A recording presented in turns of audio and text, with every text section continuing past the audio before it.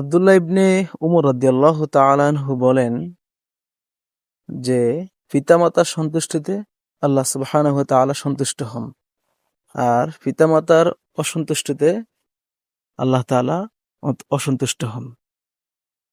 আল্লাহ সুবহানাহু ওয়া তাআলা কোরআন বলেছেন সূরা নিসার ৩৬ নম্বর আয়াতে আল্লাহ তাআলা অনেকগুলো বিষয় বলেছেন, তার মধ্যে থেকে তিনটি বিষয় আমি বলবো। হচ্ছে ওয়া'বুদুল্লাহা ওয়া লা তুশরিকু বিহি শাইআন ওয়া বিল ওয়ালিদাইনি ইহসানা। এই আয়াতটুকুর তর্জমা হচ্ছে যে ওয়া'বুদুল্লাহ, তোমরা আল্লাহ তাআলার ইবাদত করো, ওয়া লা তুশরিকু বিহি শাইআ, এবং তার সাথে কোনো কিছুর শিরক করো না, ওয়া বিল ওয়ালিদাইনি ইহসানা, এবং পিতামাতার সাথে সদ্ব্যবহার করো।